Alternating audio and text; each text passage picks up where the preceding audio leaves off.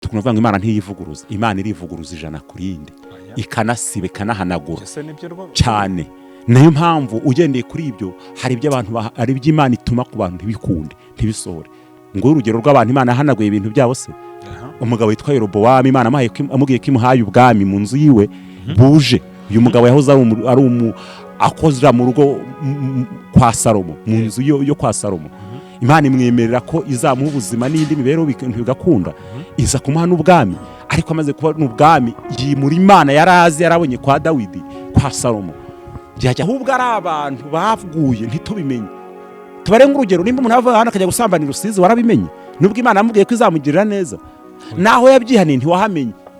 Ryasezerano Imana yaramuhaye ntabwo rizahita ko risohora nk'uko kwezi, rizadindira. Yongera asubirana ubumwe n'Imana, Imana ijya yabona imusohoreza. Hakana n'amasezerano Imana igisohoza kugira ngo yice umuntu. Yice umuntu? Yego. Hari igihe Imana yageze ibwira Mose ngo okay, none ubwo Abisirayeli bashaka inyama cyane, reka mbaha amasezerano, mu gitondo ndabaha inyama. Ako izo nyama nzazibiciraho. Nuvuga ngo Imana ikagwisezera kugira ngo numara agahimano. Yego, hari amasezerano Imana igisohoza agahimano. Imana ikagwisezerano ikabona nta bundi buryo bundi igahita kwigucyura nk'inyabinyoma. Nawe uyu munsi wa none uri mukuru, ikintu umwana wawe akunze ushobora kukimubwira ati ndakizana ukagenda, by'ukuri ugarutse ntushobora kutakimuha, ukamuzanira akandi kantu gatoya ko kugira ngo kajya gusana cya kintu. Tware nka none umwana avuga ati nshaka imodoka, nese ntugenda ukagura igipupe cya senkisi ukakizana, umwana akumva ko afite imodoka. Imana nayo igerageza igashaka utundira biguhaye, ariko ikigushakaho ni ubugingo. Ubugingo nicyo gikuru, ntabwo igikura ari uko guhabwa ibyo inshuro ijana tukiri mu isi, ntabwo igikura ari uguhabwa amazu. Gikuru si ukurongora no kurongorwa, cyane ko n'abapfuye batarongowe kandi babonye ubugingo. Bibiri ivuga ngo Enoki ngo yari umukiranutsi kugeza ubwo ahagurutse Imana yamutorera umujyana mu ijuru, ngo yanga ko azagira ikibazo azandugiramo akiri mwiza. Hari igihe Imana ibona ko hari ikibazo cyazavuka ikakujyana hakiri kare, ibyo byose bitaranasora. Kuba rero kubanakora, ndakangura abantu kuba mu nzu y'Imana ariko abana biga, ndakangura abantu gukora umurimo w'Imana ariko banafite n'icyo bafite, nacyo kizatuma bajya no mu iryo juru. Nta mukene, nta muntu wiganyira, nta mushonje, nta muntu urarurira wambwira ngo afite ubwami bw'ijuru. Dusoma inkuru ngo za Lazaro na Nyamutunzi, kira n'icyigisho. Ntabwo ari ukuvuga ngo Nyamutunzi yari ameze kuri ngo ni gute uyu munsi wa none baba gusohoye mu mujyi wa Kigali udafite aho urara, ubana bari ku muhanda, ngo umbwire ngo ugiye kujya mu ijuru. Uryo juru warivuga utaba munatekereza, ese sezerano Imana impaye aho ndizahita ko rinjyana? Ese Imana imbwiye ko igiye kumpa etaje mvuka kwa runaka batagira n'inzu yuzuye, Imana ntizahita ko impamagara? Wari uzi ko gusorezwa amasezerano inshuro nyinshi biba mu guhamagarwa n'Imana, Imana igahita igucyura? Abenshi ntibajya banabitekereza. Uko amasezerano yihuta gusohora niko Imana iba igutegura kukujyana. Uko amasezerano atinda niko Imana ibikurinda, kuko umuntu w'Imana asenga uko bwije nuko bukeye kuba afite amasezerano, abwira Imana ngo ndinda, kandi bya bindi bamubwira birisohoza. Imana ikakurindana nabyo. Iyo udakijijwe rero birapfa. Hari igihe Imana ibiguhana rwose kugira ngo ihite kikujyana, ukabura ikibazo, imaze igihe kubona ari nk'ikibazo ikagusohoreza isezerano igahita kikwanura nabyo. Dufite abantu benshi Imana agiye ibwira ibintu nk'ibyo ikabajyana. Uranyumva neza? Yego, ndagukurikiye. Niyo mpamvu nakubwiye nabwo izo nyama z'Abisirayeli baraziriye mu by'ukuri, ariko Imana yashyize agakoroza inyuma. Barazirya ariko nzabica, nzabateza uburyo, nzabateza indwara. Muri bake baraziriye, ariko nubwo baziriye mu buryo bw'isezerano, ariko baziriye se mu by'ukuri ari ukuri. Imana ibahaye mu buryo bwo kugira ngo ibihimureho. Niyo mpamvu rero n'amasezerano bagira Imana ikabihimuraho. Harimo abantu Imana basenga Imana bakayisenga mu buryo bubi, Imana ikabasoreza ibyo bayisabye mu buryo bubi. Nje nibuka ari umuntu wigeze usenga Imana ngo Mana uzapfe kumpa umwana, Imana imupfa kumuha umwana nyine, mu mwana utareba utavuga. Imana uzapfe kumpa umwana. Yaravuga ati wa Mana uzapfe kunyihera umwana wari wese, uzapfe kumunyi. Mu by'ukuri umuntu usenga arafata Imana nk'inyantege nke, niko birivuga ngo kuyifata niko izakubera. Nuyifata nk'inyambaraga izaza nk'inyambaraga, nuyifata nk'inyantege nke izahinduka inyantege nke ku buzima bwawe. Duhere kuri ibyo rero, Imana ntabwo igiye buryo isohoza amasezerano yayo, icyakora amasezerano atajya asohora bitewe n'aho abantu bayaherewe. Bitewe n'aho abantu bayaherewe. Yego.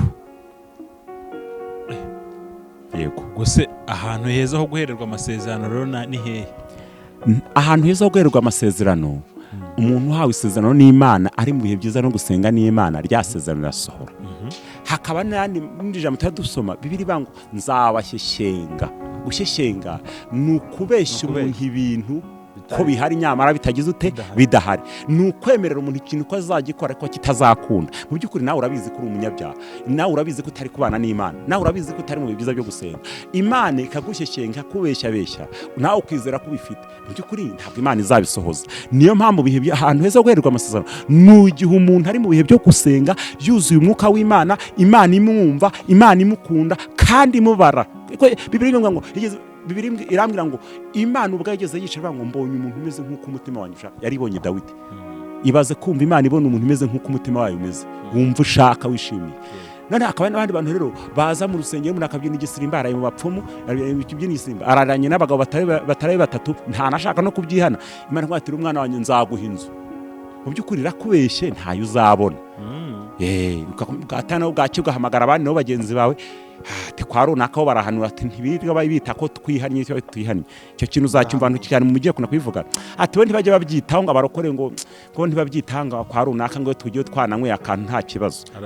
Baraduhanurira n'ubwo guhanura, ariko nzabashyeshyenga, nzababeshya, nzabashushanya, ariko mu by'ukuri nta kuri kubirimo. Nuko bimeze rero. Ni ryari Imana ishobora guha umuntu isezerano ikariguha uri mu bihe byiza ariko ritazasohora? Igihe akenshi ino sezerano ikunda guhabwa, nagwaye nk'urugero Yesu agenana na Petero igihe kinini. Petero yakunda kumaza, ariko ko twagukurikiye tugasiga abagore tugasiga inshuro uzaduhemba iki? Yesu aramubwira ngo mukiri mwisi nzabakubira inshuro 100, kwasi kigeretse kuri ibyo nzaba ubugingo buhoraho. Akenshi amasezerano n'amasezerano ki twari uyu munsi warorewe turi kuvugana, ushobora gukunda amafaranga cyane cyane ku buryo wanata agakiza ukajya kuyahiga no hanze, ukabacuruza akabari, ukaba wajya mu bintu byose byatuma ubona amafaranga, mu buryo bwo kugira ngo Yesu atazaguhomba akagutakaza, akakwemera ko azaguha amafaranga, ndetse ikimenyimenyi aguha n'ibimenyetso byayo, ariko mu by'ukuri atariyo. Akavuga ati nzaguha amafaranga menshi, ejo nk'uyu munsi turi kuri kamera, turi kuri iyi channel yacu, ukabona nk'umuntu i Burayi akakwereza nk'ibihumbi 100 by'amadolari, n'ubivunjisha biraba nk'ibihumbi 140-150. Mu by'ukuri uburyo amasengesho wasengaga ntiwaba ukiyaciyemo, ahubwo uravuga ati koko ya Mana yacu igira ute irakora, ikimenyetso nakibonye. Urahaguma mu rusengero, urahaguma umwaka ujya gushira, ubona undi muntu avuga atari ku mukozi w'Imana, uzi ko ngukunda cyane, atareka ngo yumvise ntugurira abana inyama. Mu by'ukuri Imana iguha amasezerano, iguha isezerano ry'amafaranga, ariko sayo ni uburyo bwo gufata. Irabizi ko ufite umutima wo kugenda, irabizi ko itaguhaye amasezerano wagenda wakora n'ibindi, ikintu cyose cyashoka wagikora, ariko mu by'ukuri amasezerano ntabwo azasohora. Ariko Imana iragushaka. Ntabwo abantu bose bazapfa bafite inzu, ntabwo abantu bose bazajya mu ijoro uko babonye abagore, ntabwo abantu bose bazajya mu ijoro uko bashyingiye abana, ntabwo abantu bose bazasaza. Niyo mpamvu na Yohana nawe mwene Zebedayo nawe bamuciye umutwe ari umusore, nta mugore yigeze ashaka. Bibiliya tubwira ngo nuko Eliya yarinze ajya mu ijuru ntanzagira ntanzagira, kandi yakoreye Imana, yajya agagana n'umuriro ukamanuka. Hari icyo bikubwiye iki? Bikubwiye ko amasezerano yose abantu bagira ntabwo yose ariko azasohora.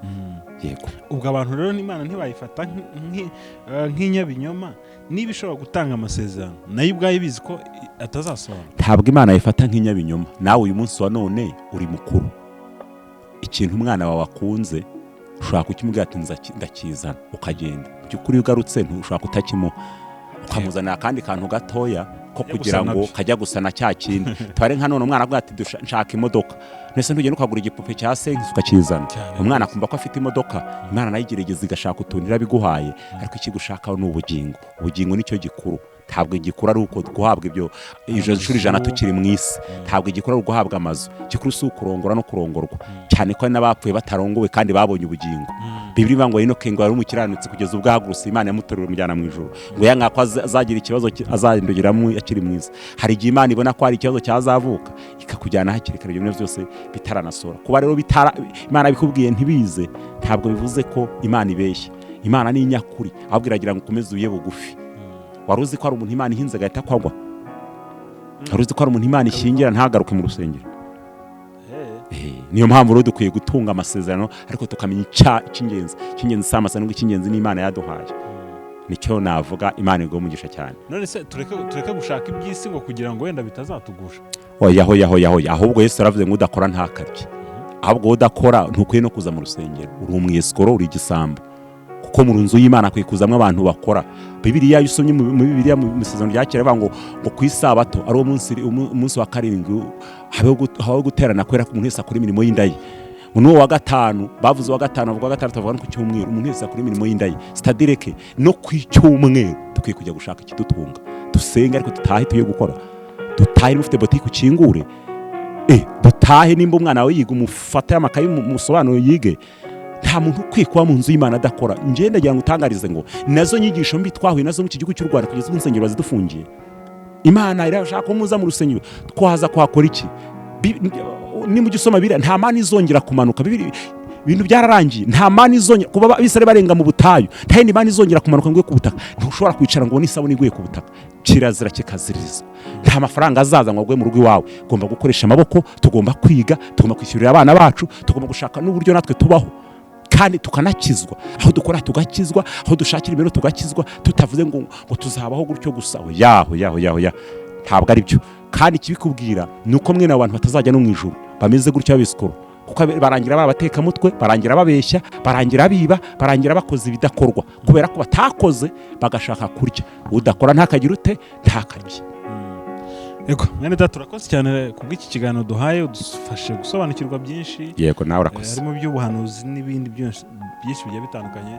Muri iki gihe ubona ibintu byarivanze nyine abantu baba bitwara uko bashatse kandi bakumva ntacyo bibatwaye, ariko nyine ni byiza ko abantu baba bagenda bahugurana kugira ngo turusheho nyine kumenya nibura byimbitse iby'ingenzi. Yego ikibazo rero kirimo we nasoza kiri kubitera ari nacyo igihugu cyacu gishaka, gikeneye ko abantu biga education nige mbere bajye mu ivugabutumwa umuntu yarize, umwana ahanura amenye ibyo ahanura, amenye n'aho ahanurira, kuko ntabwo uzahagurutsa umudamu ufite urugo umubwira iby'urugo rwe mu rugo rwe bimubwire mu ruhame, burya nayo nta education irimo. Ibyo ni harassment, ni nko guharasinga umuntu, ni nko kubwira umuntu amagambo mabi yakomeretse umuntu, kuko ubwe n'abamubona baramufataho ijambo bigere no mu muryango w'ibyamusenyera urugo. Yego niyo mpamvu iki gihugu kiri gukangurira abantu mujye mu ishuri mwige musobanukirwe. Muri teolojiya harimo igice kimwe bigamo icyo bita ministeri ibijyanye n'itorero, bigamo na psychology, imitekerereze, burya abantu babana n'abandi.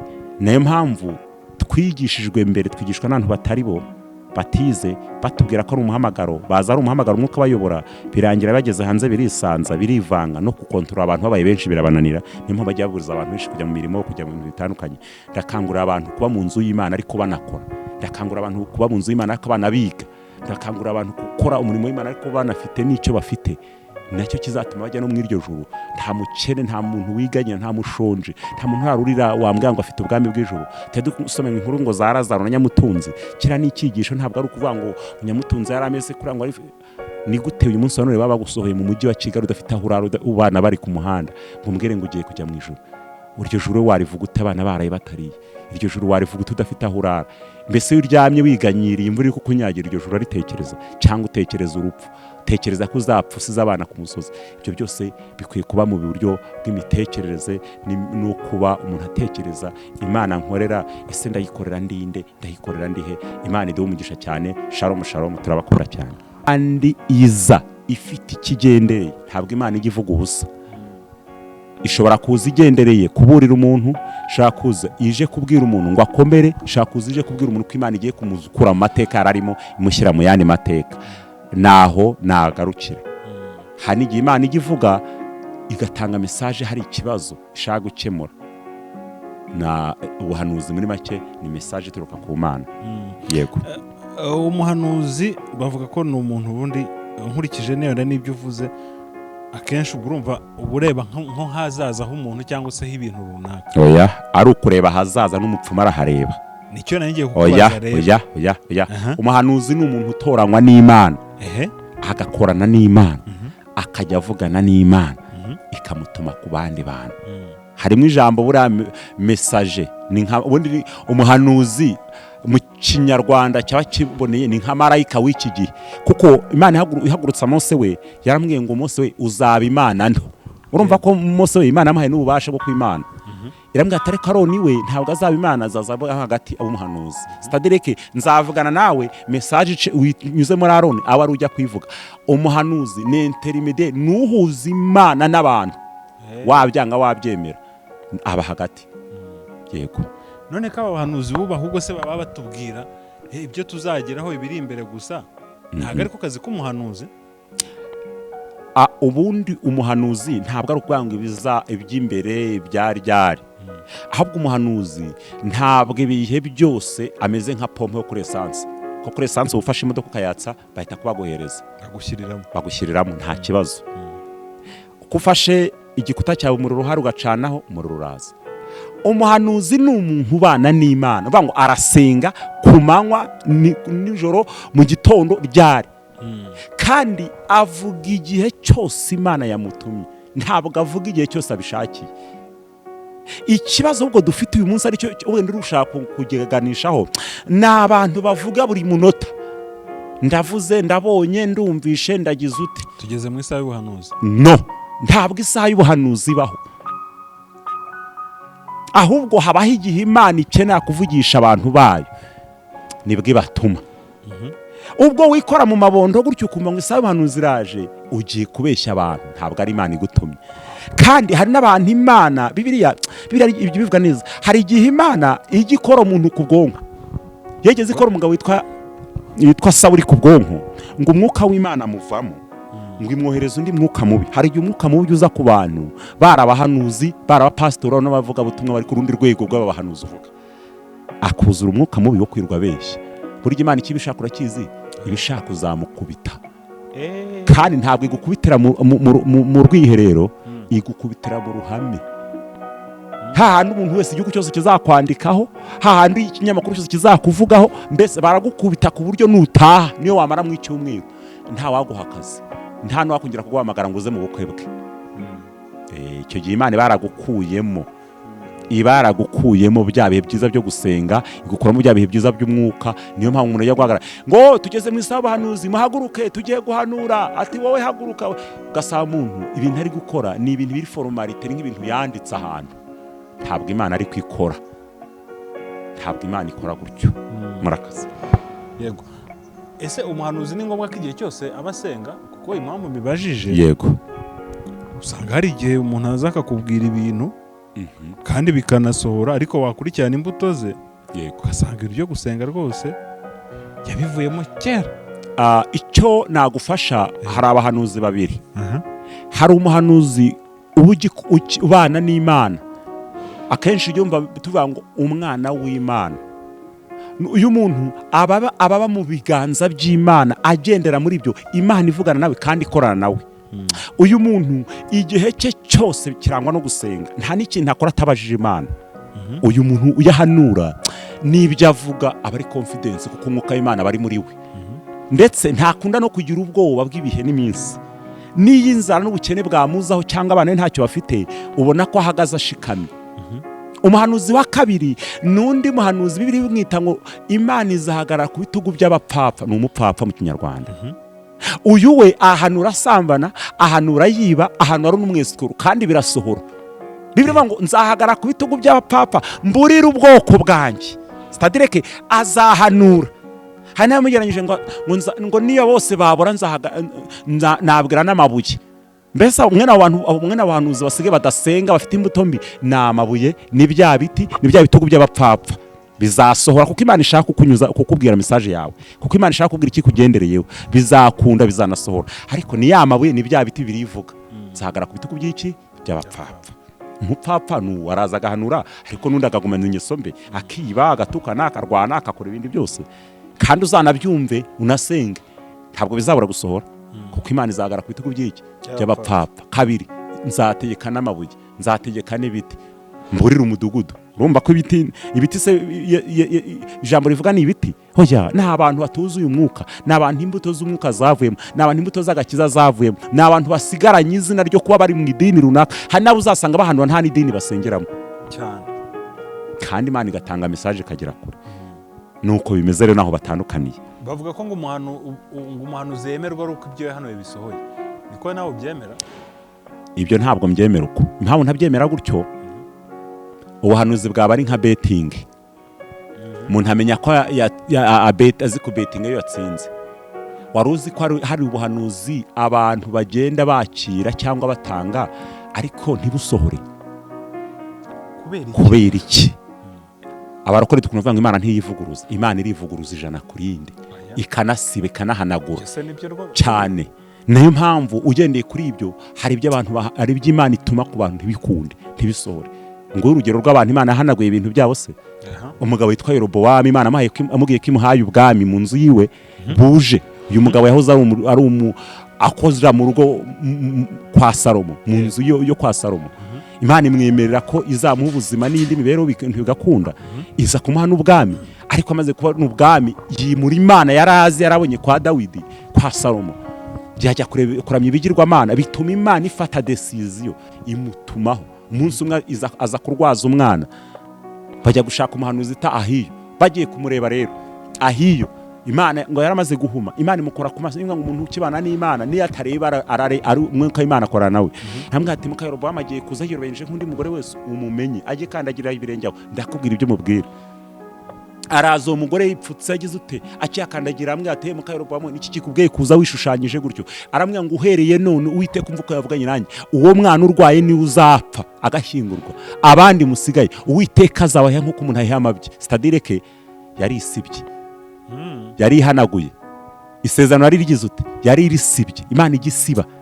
Ariko ubwami rero amusezerano. Oya ubwami ni iki? Nerarishi buva ku mugabo bugafata abana n'abuzukuru. Ntabwo ubwami ari ikintu kirangiriraho. Niyo mpamvu Imana yabwiye Dawidi ngo ubwami buzaba ku bitugu byawe, ubutware buzaba ku bitugu byawe. Kurikira some Bibiliya kugeza kuri Yesu avuka, ntabo mu nzu yo kwa Dawidi. Si ibyo gusa, tureke n'ibyo. Imana yabwiye Sawuli, umunsi Sawuli ajya kurwana agarutse akarokora inyamibwa n'ibindi byose, Samweli ngo ahagera ambwira ati ariko bite ko numva amajwi n'ibiki. Harambwira ati narokoye ibiki n'ibiki, amubwira by'intama y'amatungo n'ibiki. Nyuma n'umwami wagagi n'ibiki byose, ngo Samweli ngo ahindukire umugabo mufata ibishuro kiracika, ngo uko giciye niko Uwiteka guciye ku ngoma uhereye none iteka ryose. Imana ibirasibye. Imana ibigize uti irasibye, ijya yivuguruza. Rero yari afite umuhungu witwa Yonatani, yari umukiranutsi kugera ku rwego. Umunsi umwe Isege yashaka kumwica Sawuli, abaturage bamwe ngo wanakura n'agasatsi kakava. Ibaza abaturage bivugira ku muntu, twebwe ubwacu ntiwamenya aho tukwerekeje. Ariko yaguye ku rugamba kugira ngo bya bintu Imana yavuze ko isibika nahanagura ibikure mu nzira. Uranyumva neza? Imana yabwiye munsi inshozi ngiye kizamugeze Kanani, yigeze ngo reka nica Abisirayeli mbamareye mu butayu barangire bose mbakureho, nzakugira ubwoko we nzagushyikira nkugezeyo. Ahebwe ati hoya wa Mana we, ahubwo wanyica ukabasiga. Irangirira namwice niyo Kanani ntiyanayibonyeho.